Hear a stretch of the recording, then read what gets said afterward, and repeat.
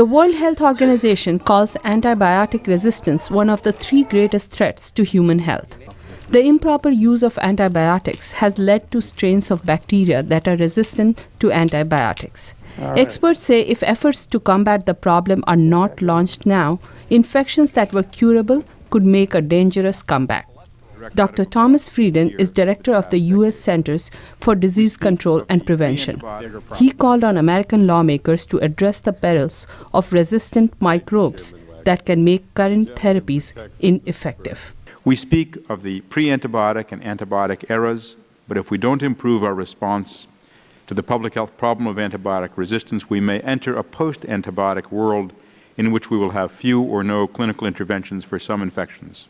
Specialists are concerned that the more an antibiotic is used, the less effective it becomes. The genetic mutation of bacteria, making them resistant to antibiotics, is a natural process, but it has accelerated because of drug overuse. Dr. Donald Porritt says resistant bacteria can lead to a surge in some serious diseases. You end up with very resistant bacteria in the urinary tract. That's only one example. Skin infections, lung infections, different bacteria causing these type of infections as they become more and more resistant.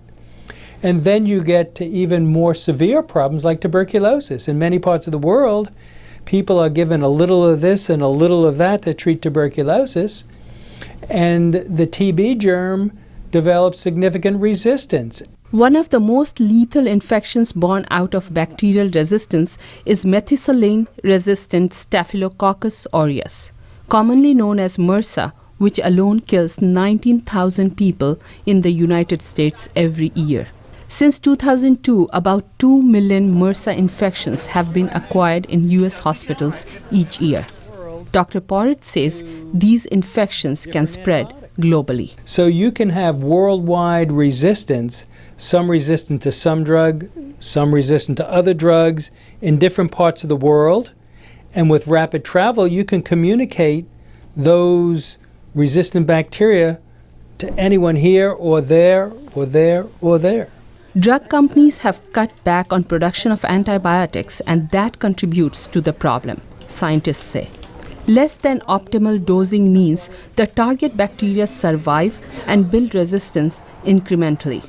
Dr. Anthony Fauci of the National Institute of Allergy and Infectious Diseases says pharmaceutical companies have been driven by profit margin in shying away from antibiotics. So if they're going to make a choice of making a product that a lot of people are going to take every day for the rest of their lives, a lipid-lowering agent or whatever you have, they're going to lean towards that rather than to make a new product that a relatively small proportion of the population will use maybe 10 days to 2 weeks out of the year.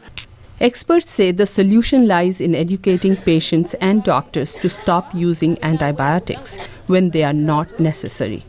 Vidushi Sinha, VOA News, Washington. Wow, yo,